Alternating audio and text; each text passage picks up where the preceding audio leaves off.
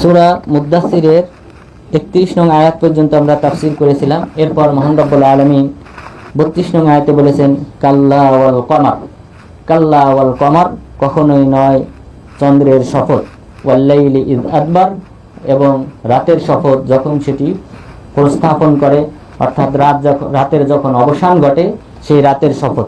তো আল্লাহ তাআলা যে কোনো বিষয়ের শপথ করতে পারেন, আল্লাহ তাআলা যে কোনো মাখলুকের শপথ করতে পারেন, কিন্তু আমরা মানুষ, আমরা মাখলুক, আমরা শপথ করলে একমাত্র আল্লাহ তাআলার নামে শপথ করতে হবে।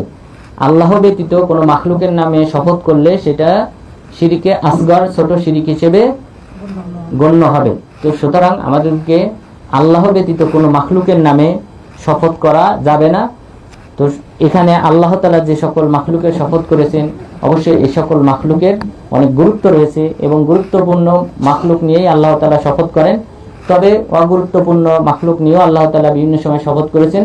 তো এটা আল্লাহ তাআলার ব্যাপার। আল্লাহ তাআলা মাখলুক, যে কোনো মাখলুক নিয়ে শপথ করতে পারেন, কিন্তু আমরা মাখলুক হিসেবে শুধুমাত্র একমাত্র আল্লাহ তাআলার নামেই শপথ করব। আল্লাহ তাআলা যেন আমাদেরকে সেই তৌফিক দান করেন, আমিন। মহান রব্বুল আলামিন বলেছেন কাল্লা ওয়াল কমার, কখনোই নয় চন্দ্রের শপথ, ওয়াল্লাইলি ইয আদবার, রাতের শপথ যখন রাতের অবসান হয়, ওয়াসসুবহি ইযা আসফার, এবং সকালের শপথ, প্রভাতের শপথ যখন সেটি প্রস্ফুটিত হয়, যখন সকাল হয়, ইন্নাহা লা ইহদাল কুবার। এরপর মহান রব্বুল আলামিন পূর্বে যে জাহান্নাম সম্পর্কে আলোচনা করেছিলেন, সাউসলিহি সাকার, এরপরে বলেছিলেন আলাইহা তিসআতা আশার। তো ওই জাহান্নাম সম্পর্কে আল্লাহ তাআলা বললেন ইন্নাহা লা ইহদাল কুবার, নিশ্চয়ই এই জাহান্নাম এটা হলো বিরাট একটা মুসিবত, অর্থাৎ কাফেরদের জন্য এবং ফাসিক পাপাচার মুসলিমদের জন্য এই জাহান্নামটা হলো একটা বিরাট একটা ফিতনা, নাযীরুল লিল বাশার, এবং এটা হলো সতর্ক বার্তা মানুষের জন্য। তো আল্লাহ তাআলা এখানে জাহান্নাম সম্পর্কে আলোচনা করেছেন লাওয়াহাতুল লিল বাশার, যা মানুষের চামড়াকে ছিঁড়ে ফেলবে, মাথার চামড়াকে ছিঁড়ে ফেলবে, অর্থাৎ এই টেনে হিঁচড়ে বের করে ফেলা হবে। আগুনে যেমন পোড়ানো হবে, এরপর মাথার চামড়া খুলে ফেলা হবে, শরীরের চামড়া খুলে ফেলা হবে, নানানভাবে তাদেরকে শাস্তি প্রদান করা হবে। আল্লাহ তাআলা বললেন ইন্নাহা লা ইহদাল কুবার, নিশ্চয়ই এটা হলো একটা বিরাট একটা ফিতনা, বিরাট একটা সতর্কবার্তা মানুষের জন্য।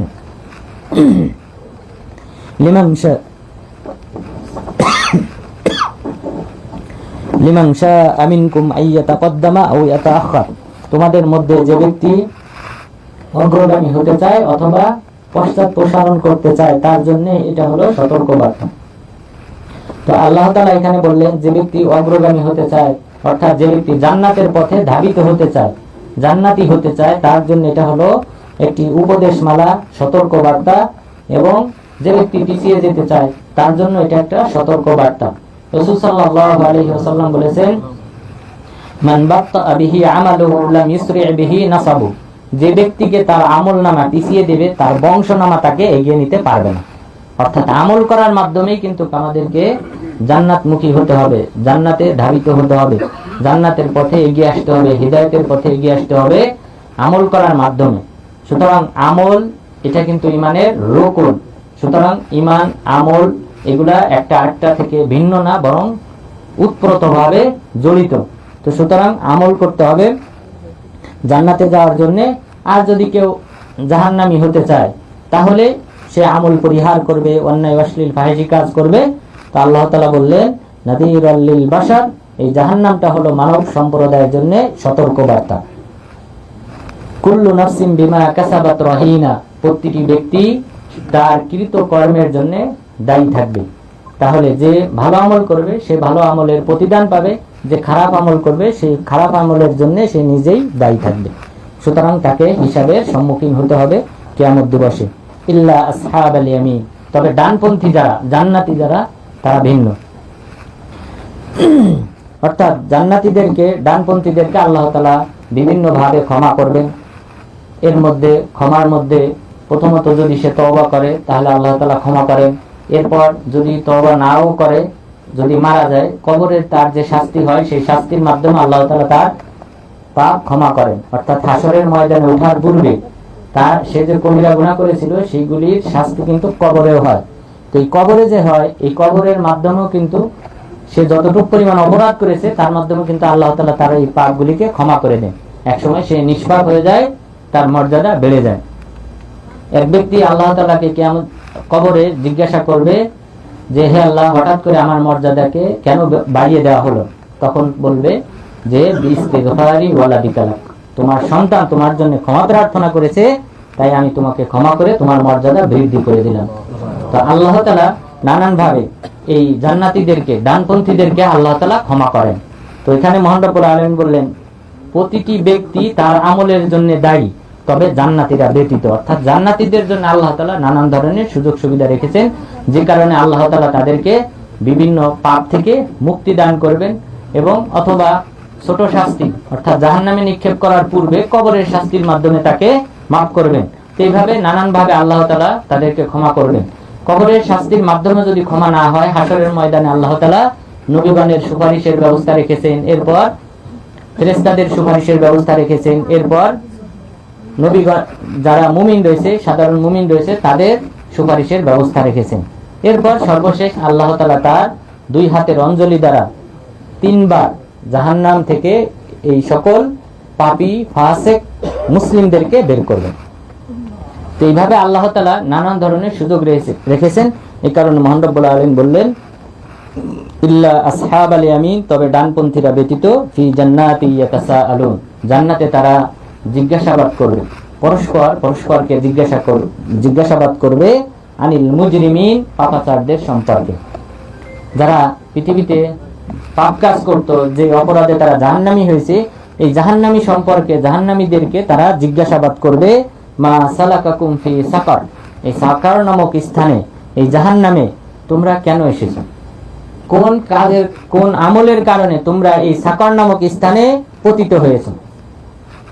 তাহলে জাহান্নামীদেরকে জিজ্ঞাসা করবে। তাহলে একটা সময় থাকবে যে সময় পরস্পরকে দেখতে পাবে, অর্থাৎ জান্নাতীরা জাহান্নামীদেরকে দেখতে পাবে। এরপর এক সময় পর্দার আড়াল হয়ে যাবে, তখন আর জাহান্নামীদেরকে জান্নাতীরা দেখতে পাবেন। মা সালাকাকুম ফি সাকার, সাকার নামক স্থানে তোমাদেরকে কিসে নিপতিত করেছে? ক্বালু লাম নাকু মিনাল মুসাল্লিন, তখন তারা প্রথম যে কারণটা বলবে সেটা হলো আমরা সালাত আদায়কারী ছিলাম না। তাহলে সালাত যদি কেউ পরিত্যাগ করে, তাহলে তার ঠিকানা হবে কোথায়? সাকার নামক স্থানে। সাকার নামক স্থানে তাদের ঠিকানা হবে। এছাড়াও আপনারা জানেন যে সালাত পরিত্যাগকারীর যে পরিণাম, এই বিষয়ে আপনারা পরীক্ষাও দিয়েছেন। তো এখানে কিন্তু নানান ধরনের শাস্তির কথা উল্লেখ করা হয়েছে। তো সেই সকল শাস্তির সম্মুখীন হতে হবে। সবচেয়ে বড় কঠিন যে শাস্তিটা দেওয়া হবে সেটা হলো কবরে, আর তা হলো এই সকল ব্যক্তিদেরকে, সালাত পরিত্যাগকারীদের শ্রেষ্ঠ অঙ্গ তথা তাদের মাথাকে পাথর দিয়ে চূর্ণ বিচূর্ণ করা হবে। নাউযুবিল্লাহ। রাসূল সাল্লাল্লাহু আলাইহি ওয়াসাল্লাম যখন দেখলেন এক ব্যক্তিকে শুয়ে রাখা হয়েছে, ওই তার সামনে আরেক ব্যক্তি পাথর নিয়ে দাঁড়িয়ে রয়েছে এবং তার মাথায় আঘাত করতেছে। তার মাথা চূর্ণ বিচূর্ণ হয়ে যাওয়ার পর পাথরটা দূরে ছিটকে পড়ে, তিনি পাথরটা কুড়িয়ে আনেন, তখন তার মাথা আবার আগের মতো হয়ে যায়। এইভাবে অনবরত তাকে শাস্তি দিতেছেন। তখন রাসূল সাল্লাল্লাহু আলাইহি ওয়াসাল্লাম, জিবরিল আলাইহিস সালাম এবং অপর আরেকজন ফেরেশতা তার সাথে ছিলেন, তাদেরকে জিজ্ঞাসা করলেন যে এই দুই ব্যক্তি কারা? তখন তিনি বললেন এই শুয়ে থাকা ব্যক্তি সে কানা ক্বারিআ, সে ছিল কোরআনের হাফেজ ছিল, কিন্তু কোরআন সে আমল করত না, অর্থাৎ কোরআন তেলাওয়াত করত না, কোরআনের যে আহকাম রয়েছে, বিধিবিধান রয়েছে সেটা সে পালন করত না। এরপর ওয়াকানা ইয়ানামু আনিস সালাতিল মাকতুবা, এবং সে ফরজ সালাতের সময় ঘুমিয়ে থাকতো। নাউযুবিল্লাহ। তাহলে ফরজ সালাতের সময় ঘুমানো যাবে না, ফজরে এবং বিশেষ করে আসরে। এই দুইটা সালাত হলো মান সাল্লাল বারদাইন দাখালাল জান্নাহ, যে শীতলতম সময়ে সালাত আদায় করলো সে জান্নাতি। দুটি শীতলতম সময়ে যে সালাত আদায় করলো সে জান্নাতি, আর সেটা হলো ফজর এবং আসর। আর এই দুই সময় কিন্তু আমরা বিশ্রাম করি, রাতে ঘুমাই যেখানে ফজর সম্পৃক্ত, দুপুরে আমরা বিশ্রাম করি যেটা আসরের সাথে সম্পৃক্ত। সুতরাং এই দুটি সময় অবশ্যই আমাদেরকে সতর্ক থাকতে হবে, কারণ সালাত পরিত্যাগকারীরা এবং বিশেষ করে সালাত আদায় করা অবস্থায় সালাতের আজান হওয়ার পর এই সময় যারা ঘুমিয়ে থাকে তাদেরকে এই শাস্তিটা কবরে দেওয়া হবে। তাহলে সাকার নামক স্থানে পতিত হওয়ার প্রথম কারণ জাহান্নামীরা উল্লেখ করবে যে আমরা সালাত আদায়কারী ছিলাম না। ওয়ালাম নাকু নুতি'মুল মিসকিন, আমরা মিসকিনদেরকে অন্ন দান করতাম না, খাবার দিতাম না। মিসকিন আর ফকির এই দুটি শব্দ কোরআনে ব্যবহার হয়েছে, তবে এটা যদি আলাদা আলাদা ব্যবহার হয় তাহলে দুটার অর্থ একই। অর্থাৎ ফকির মিসকিন বলতে একই ব্যক্তিকে বোঝানো হয়, যারা দরিদ্র নিঃস্ব তাদেরকে বোঝানো হয়। তবে যদি পাশাপাশি ব্যবহার হয় তাহলে সেখানে পার্থক্য রয়েছে। ফকির যারা, তারা হলো অত্যধিক নিঃস্ব, আর মিসকিন যে তার হয়তো দৈনন্দিন ইনকামের কোনো ব্যবস্থা রয়েছে। যেমন মুসা আলাইহিস সালাম যখন খাজির আলাইহিস সালামের সাথে সফর করেন, তো যখন নৌকাটা পার হইতেছিলেন ওই নৌকার মালিক তাকে কিন্তু মিসকিন বলা হয়েছে।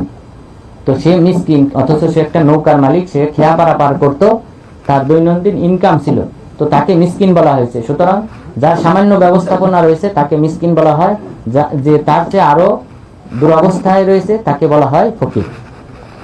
তো আমরা মিসকিনদেরকে অন্ন দান করতাম না। ওয়াকুন্না নাখুদু মাল খাইদিন, এবং আমরা সমালোচনাকারীদের সাথে সমালোচনা করতাম। অনেক সময় দেখবেন যে সত্য মিথ্যা যাচাই না করেই কোনো ব্যক্তি একটা তথ্য দিলে তার সাথেও আপনি মাথা নাড়ান। তো এই যে সমালোচনাকারীদের সাথে যুক্ত হওয়া, সমালোচনায় লিপ্ত হওয়া, চায়ের দোকানে বাংলাদেশে বিশেষ করে এটা একটা বিরাট একটা মহামারী আকার ধারণ করেছে, যে চায়ের দোকানে যত সমালোচনা রয়েছে, যত গীবত রয়েছে, ওই অঞ্চলের বলেন, রাষ্ট্রের বলেন, সর্বদিক দিয়ে সকল ধরনের গীবত সেখানে চর্চা করা হয়, নাউযুবিল্লাহ। তো সুতরাং আমাদেরকে সতর্ক হতে হবে, কারণ তাদের ঠিকানা হবে সাকার নামক স্থান। মহান রব্বুল আলামিন এই জাহান্নামীদের উক্তি উল্লেখ করেছেন, ওয়াকুন্না নাখুদু মাল খাইদিন, এবং যারা সমালোচনা করত তাদের সাথে সাথে আমরাও সমালোচনায় লিপ্ত হতাম। ওয়াকুন্না নুকাযযিবু বিয়াউমিদ্দিন, এবং আমরা কিয়ামত দিবসকে অস্বীকার করতাম। হাত্তা আতানাল ইয়াকিন, এমনকি আমাদের মৃত্যু এসে যায়। অর্থাৎ মৃত্যু আসা পর্যন্ত আমরা কিয়ামত দিবসকে অস্বীকার করতাম। ফামা তানফাউহুম শাফাআতুশ শাফিঈন, সুতরাং সুপারিশকারীদের সুপারিশ তাদের ক্ষেত্রে কোনো কাজে আসবে না। সুতরাং তাদের ব্যাপারে সুপারিশ করার অনুমতি দেওয়া হবে না। যদি কেউ পরকাল দিবসকে অস্বীকার করে তাহলে সে কাফের। যদি কেউ, কারণ পরকালের প্রতি ঈমান আনয়ন করা হলো ঈমানের 6টি রকমের একটি রকম। সুতরাং পরকালীন বিষয়ে যদি কেউ অস্বীকার করে, কবরের আযাব, আমাদের দেশের অনেকে কবরের আযাব অস্বীকার করে। তারা কারা? যারা কুরআনীয়ন, যারা হাদিস অস্বীকার করে, শুধু আহলে কোরআন দাবি করে যারা, কিন্তু তারা আহলে কোরআন না, তারা হাদিস অস্বীকারী। তো এই ব্যক্তিরা কবরের আযাব অস্বীকার করে, জানাজার সালাতকে অস্বীকার করে, যার মাধ্যমে তার কোনো উপকার আসবে না। মূলত এই আকীদা, এটা মুতাজিলাদের আকীদা। তো মুতাজিলাদের আকীদা বর্তমান যুগের যারা খাওয়ারেজ রয়েছে, পাশাপাশি এই কোরআনীয়ন যারা রয়েছে, অর্থাৎ হাদিস যারা অস্বীকার করে, তারা সকলেই এইগুলিকে অস্বীকার করে এবং তারা মুতাজিলাদের আকীদা পোষণ করে। সুতরাং এই পরকালের কবরের আযাবকে যদি কেউ অস্বীকার করে তাহলে সে কাফের। মহান রব্বুল আলামিন বললেন, ফামা তানফাহুম শাফাআতুশ শাফিঈন, কোন সুপারিশকারী সুপারিশ তাদের ক্ষেত্রে কাজে আসবে না। ফামা লাহুম আনিত তাযকিরাতি মু'রিদিন, তাদের কি হলো? তারা এই উপদেশমালা থেকে, কোরআন থেকে তারা বিমুখ হয়। তাদের কি অজুহাত রয়েছে এই কোরআন থেকে দূরে সরে যাওয়ার? কোনো অজুহাত নেই। এরপরে বললেন, কাআন্নাহুম হুমরুম মুস্তানফিরা, তারা এই কোরআন থেকে, এই উপদেশমালা থেকে তারা দূরে থাকে যেন কাআন্নাহুম হুমরুম মুস্তানফিরা, যে বাঘ থেকে ছুটে যাওয়া গাধার মতো। গাধা তার রশি থেকে যদি সে মুক্তি পায়, সে যেমন ভাবে ছুটে চলে, অনুরূপ ভাবে যেন তারাও এই কোরআন থেকে দূরে সরে যাইতেছে। তো তাদের কি এমন যুক্তি আছে যে কারণ তারা পলায়ন করবে? ফাররাত মিন কসওয়ারা, এই গাধাগুলি যেমন ভাবে, কসওয়ারা বলা হয় সিংহ থেকে যেমন ভাবে পলায়ন করে গাধাগুলি, অনুরূপ এই সকল মানুষ তারা কোরআন থেকে এবং এই উপদেশমালা থেকে পলায়ন করতেছে।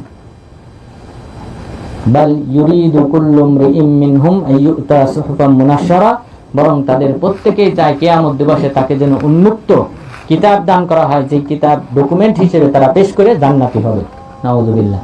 এটা আমরা যদি দাবি করি, দাবি করলে হবে না, বরং আমরা ইতিপূর্বে আলোচনা করেছি এটা আমলে বাস্তবায়ন করতে হবে। আমলের দ্বারা বাস্তবায়ন করার মাধ্যমেই কিন্তু এই জান্নাতটা অর্জন করতে হবে। শুধুমাত্র যদি দাবি করি যে না আমি ভালো মানুষ, কিয়ামত দিবসে আল্লাহ তাআলা আমাকে সম্মান করবেন, আমাকে উন্মুক্ত কিতাব দান করবেন, ডান হাতে আমলনামা দান করবেন, এর মাধ্যমে আমি জান্নাতি হব, এই আশা করা ভুল। বরং আল্লাহ তাআলা বললেন, বাল ইউরিদু কুল্লু ইমরিইম মিনহুম আইয়ুতা সুহুফাম মুনাশশারা, কাল্লা, কখনোই না। তাদের হাতে এই আমলনামা দেওয়া হবে না। বাল লা ইয়াখাফুনাল আখিরাহ, বরং এই সকল ব্যক্তিরা যারা এরূপ আচরণ করে তারা পরকালকে ভয় পায় না। কাল্লা ইন্নাহু তাযকিরা, কখনোই নয়, নিশ্চয়ই এটা হলো উপদেশমালা। ফামান শাআ যাকারা, যে ব্যক্তি চায় উপদেশ গ্রহণ করবে। ওমা ইয়াযকুরুনা ইল্লা আইয়াশা আল্লাহ, তবে আল্লাহ তাআলা না চাইলে কেউ ওই উপদেশ গ্রহণ করবে না। হুয়া আহলুত তাকওয়া ওয়া আহলুল মাগফিরা, আল্লাহ তাআলাই হলেন একমাত্র ভয় পাওয়ার অধিকারী এবং তিনিই হলেন একমাত্র ক্ষমাকারী। সুতরাং পাপ ক্ষমা করার অধিকার রাখেন একমাত্র আল্লাহ তাআলা, এবং পৃথিবীর কোনো মানুষ, কোনো মাখলুক, আল্লাহর ওলি বলেন কোনো পীর, কেউই এই ক্ষমার অধিকার রাখে না। শুধুমাত্র একমাত্র আল্লাহ তাআলা, তিনি এই পাপ ক্ষমা করতে পারেন এবং তিনিই হলেন একমাত্র ভয় পাওয়ার যোগ্য। তাকেই ভয় পেতে হবে, কোনো মাখলুককে ভয় পাওয়া যাবে না। অনেক পীরের মুরিদ আছে, তারা কিন্তু তাদের এই পীর সাহেব যে সকল জিকির দেয়, যে সকল আজকার পাঠ করতে বলে, তাসবিহগুলো পাঠ করতে বলে, সে কিন্তু আশঙ্কায় থাকে আমি যদি ওই সময়ে এগুলি পাঠ না করি, এই পীরে আমার কোনো না কোনো ক্ষতি করে দেবে, আমার ব্যবসা নষ্ট করে দেবে, নাউযুবিল্লাহ। এই ভয় পাওয়ার যোগ্য হলেন একমাত্র আল্লাহ তাআলা। তবে কিছু কিছু বিষয় রয়েছে যেগুলোর ক্ষেত্রে মাখলুককে ভয় করা যায়, তবে সেটা তবিয়তগত। যেমন বাঘ যদি আপনার সামনে পড়ে যায়, তাহলে এটা তবিয়তগত ভাবে, মানুষকে আল্লাহ তাআলা যে বৈশিষ্ট্য দিয়ে সৃষ্টি করেছেন সেটা সহজগত ভাবেই, সে স্বাভাবিকভাবেই সে ভয় পায়। তো এটা শিরকের অন্তর্ভুক্ত না। কিন্তু কোনো ব্যক্তিকে, কোনো মাখলুককে কেউ যদি অন্তর থেকে ভয় পায়, তাহলে সেটা শিরকের অন্তর্ভুক্ত হবে। এবং সেটার অন্তর্ভুক্ত অন্যতম হলো যে পীর এদেরকে যারা দূর থেকে ভয় পায় যে তাদের ব্যবসা বাণিজ্য নষ্ট করে দেবে, তাদেরকে তাদের ভুল ত্রুটিকে ক্ষমা করবে না, এই যে আকীদা, এটা হলো ইহুদি খ্রিস্টানদের আকীদা। সুতরাং আল্লাহ তাআলা যেন আমাদেরকে একমাত্র আল্লাহ তাআলাকে ভয় করে তার কাছ থেকেই ক্ষমা চাওয়ার মাধ্যমে জান্নাতুল ফেরদাউসের পথকে সুগম করার তৌফিক দান করেন। আমিন। ওয়া সাল্লাল্লাহু আলা নবিয়িনা মুহাম্মদ ওয়া আলা আলিহি ওয়া সাহবিহি আজমাইন। বলেন। আপনার দিন ইউটিউব সম্পর্কে তো যিনি বলেন অসংখ্য সাহাবীরে মানে হত্যা করছেন,